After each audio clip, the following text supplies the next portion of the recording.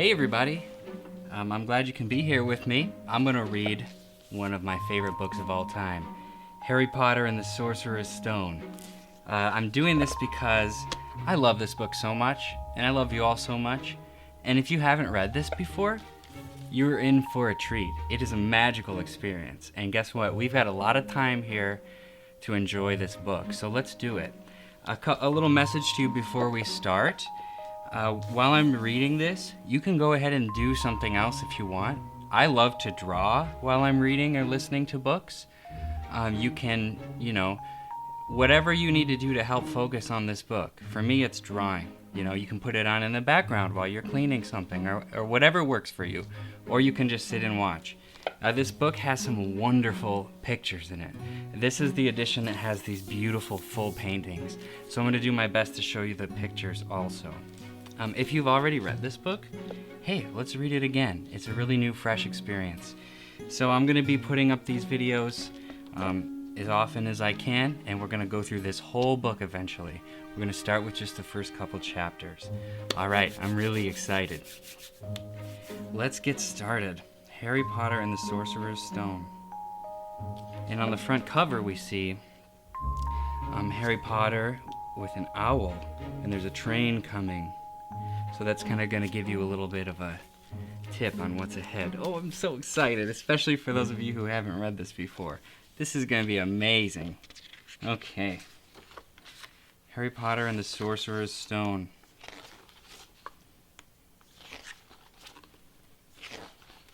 Okay. Chapter 1, The Boy Who Lived. We've got some really interesting pictures going on here. Okay. Mr. and Mrs. Dursley of number 4 Privet Drive were proud to say that they were perfectly normal, thank you very much. They were the last people you'd expect to be involved in anything strange or mysterious, because they just didn't hold with such nonsense. Mrs. Dursley was the director of a firm called Grunnings, which made drills. That's Mr. Dursley. He was a big, beefy man with hardly any neck, although he did have a very large mustache. Mrs. Dursley was thin and blonde and had nearly twice the usual amount of neck, which came in very useful as she spent so much of her time craning over garden fences spying on the neighbors. The Dursleys had a small son called Dudley. In their opinion, there was no finer boy anywhere. The Dursleys had everything they wanted, but they also had a secret, and their greatest fear was that somebody would discover it. They didn't think they could bear it if anyone found out about the Potters. Mrs. Potter was Mrs. Dursley's sister, but they hadn't met for several years. In fact, Mrs. Dursley pretended she didn't have a sister, because her sister and her good-for-nothing husband were as un-Dursleyish as it was possible to be. The Dursleys shuddered to think that what the neighbors would say if the Potters had arrived in the street. The Dursleys knew that the Potters had a small son, too, but they had never seen him.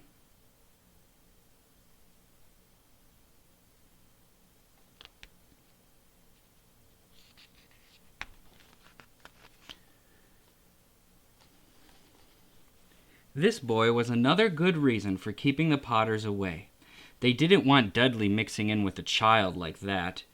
When Mr. and Mrs. Dursley woke up on the dull gray Tuesday our story starts, there was nothing about the cloudy sky outside to suggest that strange and mysterious things would soon be happening all over the country. Mr. Dursley hummed as he picked out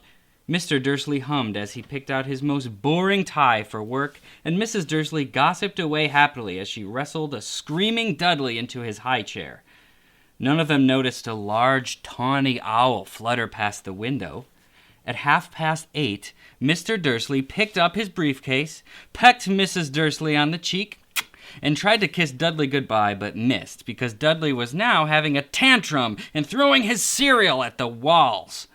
"Little tyke," chortled Mr. Dursley as he left the house. He got into his car and backed out of number 4's drive. It was on the corner of the street that he noticed the very first sign of something peculiar, a cat reading a map. And here we've got a lovely picture here of a cat reading a map. I hope you can see the pictures okay. If not, for the next one I'll do it a little differently. There we have a little cat reading a map. It was on the corner of the street that he noticed the first sign of something peculiar, a cat reading a map. For a second, Mr. Dursley didn't realize what he'd seen. Then he jerked his head around to look again. There was a tabby cat standing on the corner of Privet Drive, but there wasn't a map in sight. What could he have been thinking of? It must have been a trick of the light. Mr. Dursley blinked and stared at the cat. It stared back. As Mr. Dursley drove around the corner and up the road, he watched the cat in his mirror. It was now reading the sign that said Privet Drive. No, looking at the sign. Cats couldn't read maps or signs. Mr. Dursley gave himself a little shake and put the cat out of his mind. As he drove toward the town, he thought of nothing except a large order of drills he was hoping to get that day. But on the edge of town, drills were driven out of his mind by something else. As he sat on the usual morning traffic jam, he couldn't help noticing that there seemed to be a lot of strangely dressed people about. People in cloaks. Mr. Dursley couldn't bear people who dressed in funny clothes. The get-ups you saw on young people. He supposed this was some stupid new fashion. Hey, watch it now. He drummed his fingers on the steering wheel and his eyes fell on a huddle of these weirdos standing quite close by. They were whispering excitedly to each other. Mr. Dursley was enraged to see that a couple of them weren't young at all. Why, that man had to be older than he was, and he was wearing an emerald green cloak. The nerve of him! But then it struck Mr. Dursley that this was probably some silly stunt. These people were obviously collecting for something. Yes, that would be it. The traffic moved on, and a few minutes later, Mr. Dursley arrived on the Grunnings car park, his mind back on drills. Mr. Dursley always sat with his back to the window in his office on the 9th floor. If he hadn't, he might have found it harder to concentrate on drills that morning. He didn't see the owls swooping past in broad daylight, though people down the street did. They pointed and gazed open-mouthed as owl after owl sped overhead. Most of them had never seen an owl, even at nighttime. Mr. Dursley, however, had a perfectly normal owl-free morning. He yelled at 5 different people. He made several important telephone calls and shouted a bit more. He was in a very good mood until lunchtime, when he thought he'd stretch his legs and walk across the road to buy himself a bun from the baker's opposite. He'd forgotten about all the people in cloaks until he passed a group of them next to the baker's. He eyed them angrily as he passed. He didn't know why, but they made him uneasy. There were this lot were whispering excitedly, too, and he couldn't see a single collection tin. He was on his way back past them, clutching a large donut in a bag, that he caught a few words of what they were saying. The Potters. That's right, that's what I heard. Yes, their son Harry. Mr. Dursley stopped dead. Fear flooded him. He looked back at the whisperers as if he wanted to say something to them, but thought better of it. He dashed back across the road, hurried up to his office, snapped at his secretary not to disturb him, seized his telephone, and had almost finished dialing his home number when he changed his mind. He put the receiver back down and stroked his mustache, thinking, no, he was being stupid. Potter wasn't such an unusual name. He was sure there were lots of people called Potter who had a son called Harry. Sorry, I lost my place. It happens. Come to think of it, he wasn't even sure his nephew was called Harry. He'd never even seen the boy. It might have been Harvey or Harold. There was no point in worrying Miss Dursley. She was always got so upset at any mention of her sister. He didn't blame her. If he'd had a sister like that, but all the same, those people in cloaks. He found it a lot harder to concentrate on drills that afternoon, and when he left the building at 5 o'clock, he was still so worried that he walked straight into someone just outside the door. Sorry, he grunted, as the tiny old man stumbled and almost fell. It was a few seconds before Mr. Dursley realized that the man was wearing a violet cloak. He didn't seem at all upset at being almost knocked to the ground. And on the contrary, his face split into a wide smile, and he said in a squeaky voice that made passersby stare, "Don't be sorry, my dear sir, for nothing could upset me today. Rejoice, for you know who has gone at last. Even muggles like yourself should be celebrating this happy, happy day." And the old man hugged Mr. Dursley around the middle and walked off. Mr. Dursley stood rooted to the spot. He had been hugged by a complete stranger. He also thought that he'd been called a muggle, whatever that was. He was rattled. He hurried to his car and set off home, hoping he was imagining things, which he had never hoped before, because he didn't approve of imagination. He pulled out the driveway of number 4. The first thing he saw, and it didn't improve his mood, was the tabby cat he spotted that morning. It was now sitting on his garden wall.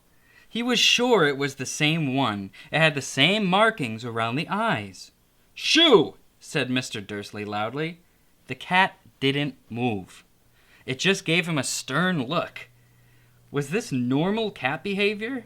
Mr. Dursley wondered, trying to pull himself together.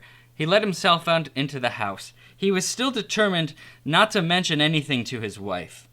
Mrs. Dursley had a nice, normal day. She told him over dinner all about Mrs. Next Door's problems with her daughter and how Dudley had learned a new word, shan't. Mr. Dursley tried to act normally. When Dudley had been put to bed, he went into the living room in time to catch the last report on the evening news. "And finally, birdwatchers everywhere have reported that the nation's owls have been behaving very unusually today. Although owls normally hunt at night and are hardly ever seen in the daylight, there have been hundreds of sightings of these birds, flying in every direction since sunrise. Experts are unable to explain why the owls have suddenly changed their sleeping pattern." The newsreader allowed himself a grin. "Most mysterious. And now over to Jim McGuffin with the weather. Going to be any more showers of owls tonight, Jim?" "Well, Ted," said the weatherman, "I don't know about that, but it's not only the owls that have been acting odd today. Viewers as far as Kent, Yorkshire, and Dundee have been phoning in to tell me that instead of the rain I promised yesterday, they've had a downpour of shooting stars. Perhaps people have been celebrating bonfire night early. It's not for another next week, folks, but I can promise a wet night tonight." Mr. Dursley sat frozen in his armchair. Shooting stars all over Britain? Owls flying by daylight? Mysterious people in cloaks all over the place? And a whisper about the Potters. Mrs. Dursley came into the living room carrying 2 cups of tea. It was no good. He'd have something to say to her. He cleared his throat nervously. "Petunia, dear, you haven't heard from your sister lately, have you?" As he expected, Mrs. Dursley looked shocked and angry. After all, they normally pretended she didn't have a sister. "No," she said sharply. "Why?" "Funny stuff on the news," Mr. Dursley mumbled. "Owls, shooting stars, and there were a lot of funny-looking people in town today." "So?" snapped Mrs. Dursley. "Well, I just thought maybe it was something to do with, hurt a lot." Mrs. Dursley sipped her tea through pursed lips. Mr. Dursley wondered whether he dared to tell her he'd heard the name Potter. He decided he didn't dare. Instead, he said, as casually as he could, "Their son, he'd be about Dudley's age now, wouldn't he?" "I suppose so," Mrs. Dursley said stiffly. "What's his name again? Howard, isn't it?" "Harry. Nasty common name, if you ask me."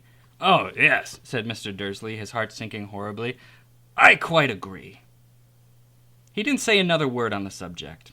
As they went upstairs to bed, while Mrs. Dursley was in the bathroom, Mr. Dursley crept into the bedroom window and peered down into the front garden. The cat was still there. It was staring down Privet Drive as though it was waiting for something. Was he imagining things? Could all this have anything to do with the Potters? If it did, if it got out the way they were related to a pair of... Well, he didn't think he could bear it. The Dursleys got into bed. Mrs. Dursley fell asleep quickly, but Mr. Dursley lay awake, turning it all over in his mind. His last comforting thought before he fell asleep was that even if the Potters were involved, there was no reason for them to come near him and Mrs. Dursley. The Potters knew very well that he and Petunia thought about them and their kind.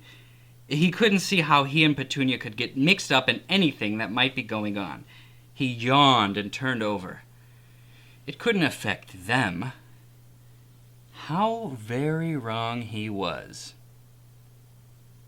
Mr. Dursley might have been drifting into an uneasy sleep, but the cat on the wall outside was showing no sign of sleepiness.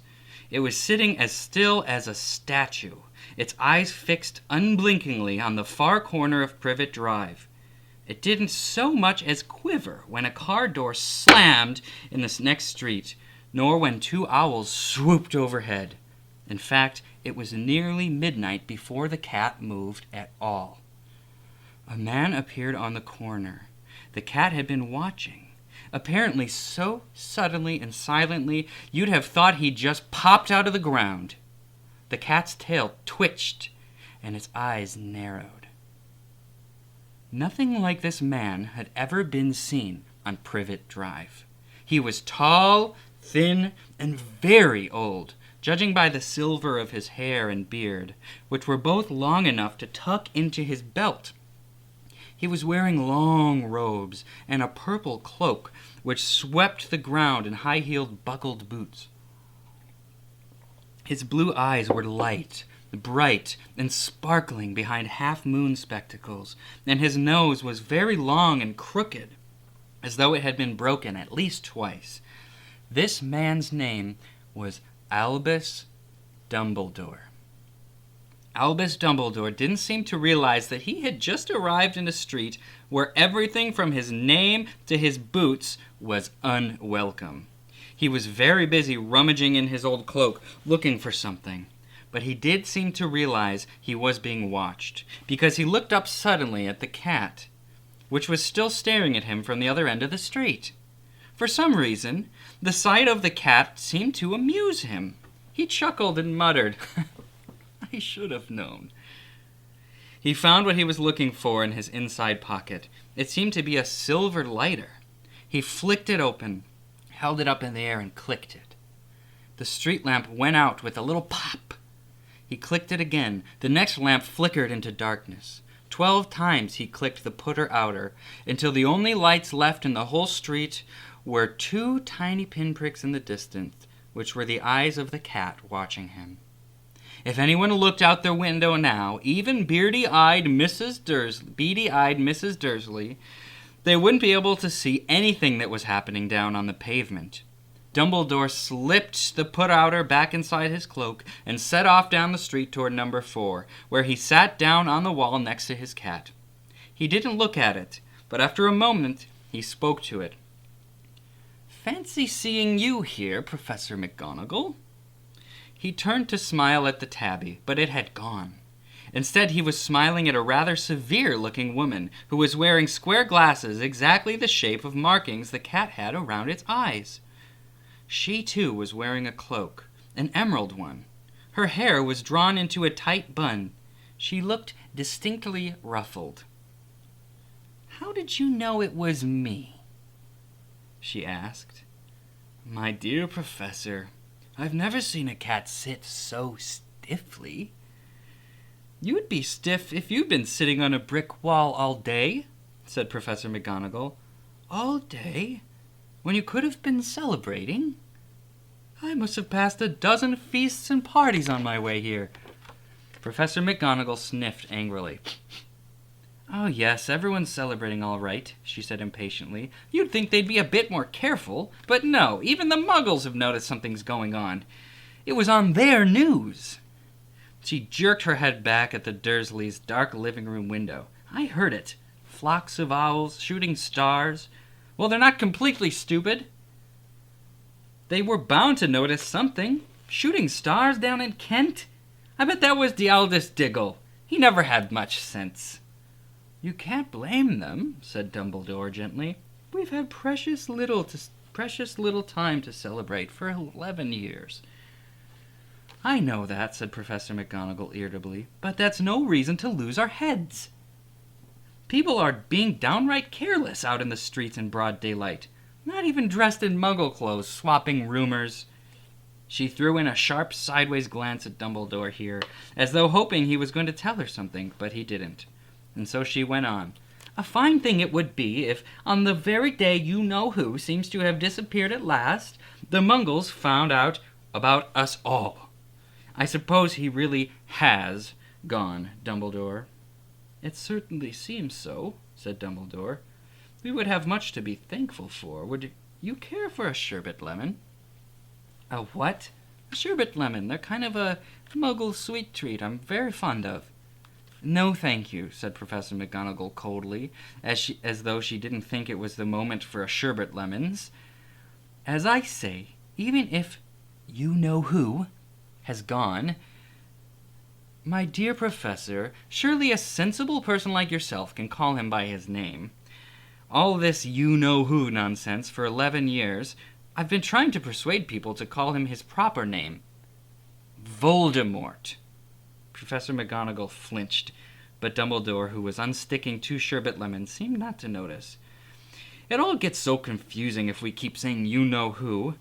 I've never seen any reason to be so frightened of saying Voldemort's name. I know you haven't, said Professor McGonagall, sounding half exasperated, half admiring. But you're different. Everyone knows you're the only one you-know-who. All right, Voldemort was frightened of. You flatter me, Dumbledore said calmly. Voldemort had powers I will never have. Only because you're too, well, noble to use them. It's lucky it's dark. I haven't blushed so much since Madame Pomfrey told me she liked my new earmuffs. Professor McGonagall shot a sharp look at Dumbledore and said, The owls are nothing to the rumors that are flying around. You know what everyone's saying? About why he's disappeared? About what finally stopped him? It seemed that Professor McGonagall had reached the point she was most anxious to discuss. The real reason she'd been waiting on a cold, hard wall all day, for neither as a cat nor a woman had she fixed Dumbledore with such a piercing stare as she did now. It was plain that whatever everyone was saying, she was not going to believe it until Dumbledore told her it was true. Dumbledore, however, was choosing another sherbet lemon, and he didn't answer. What they're saying, she pressed on, is that the last night Voldemort turned up in Godric's Hollow, he went to find the Potters. The rumor is that Lily and James Potter are that they're dead. Dumbledore bowed his head. Professor McGonagall gasped. Lily and James? I can't believe it. I didn't want to believe it. Oh, Albus. Dumbledore reached out and patted her on the shoulder. I know, he said heavily. Professor McGonagall's voice trembled and she went on. That's not all. They're saying he tried to kill the Potter's son, Harry. But he couldn't. He couldn't kill that little boy. No one knows why or how, but they're saying that when he couldn't kill Harry Potter, Voldemort's power somehow broke. And that's why he's gone. Dumbledore nodded glumly. It's true, faltered Professor McGonagall. After all he's done, after all the people he's killed, he couldn't kill a little boy? It's just astounding. Of all the things to stop him, but how in the name of heaven did Harry survive? We can only guess, said Dumbledore. We may never know. Professor McGonagall pulled out a lace handkerchief and dabbed at her eyes beneath her spectacles. Dumbledore gave a great sniff as he took a golden watch from his pocket and examined it.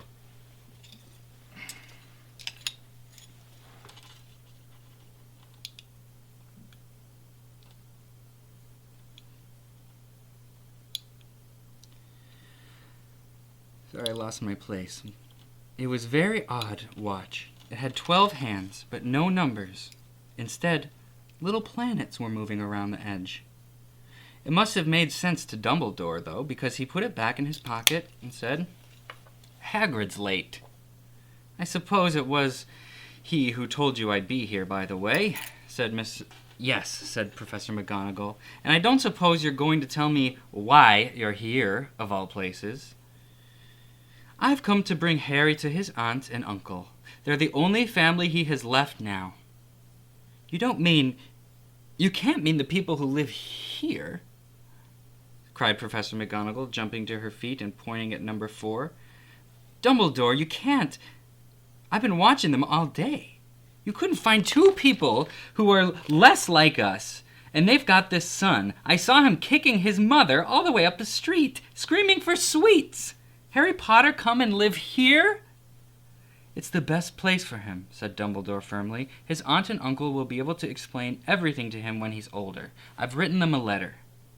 "A letter?" repeated Professor McGonagall faintly, sitting back down on the wall. "Really, Dumbledore, you think you can explain all of this in a letter? These people will never understand him. He'll be famous, a legend. I wouldn't be surprised if today was known as Harry Potter Day in the future. There will be books written about Harry. Every child in the world will know his name." "Exactly," said Dumbledore, looking very serious over the top of his half-moon glasses. "It would be enough to turn any boy's head. Famous before he can walk and talk. Famous for something he won't even remember. Can you see how much better off he'll be, growing up away from all that until he's ready to take it?" Professor McGonagall opened her mouth, changed her mind, swallowed, and then said, Yes, you're right, of course. But how is the boy getting here, Dumbledore?" She eyed his cloak suddenly as though she thought he might be hiding Harry underneath it.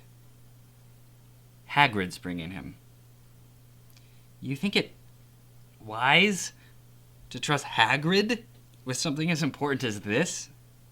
"I would trust Hagrid with my life," said Dumbledore.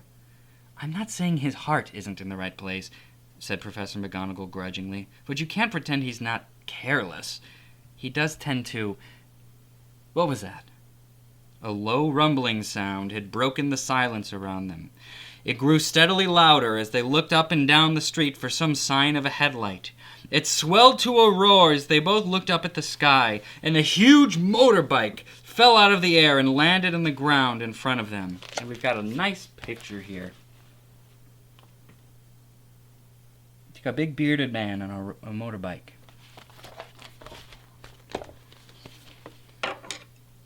If the motorbike was huge, it was nothing compared to the man sitting astride it. He was almost twice as tall as a normal man and at least 5 times as wide. He looked simply too big to be allowed, and so wild. Long tangles of bushy black hair, and his beard hid most of his face.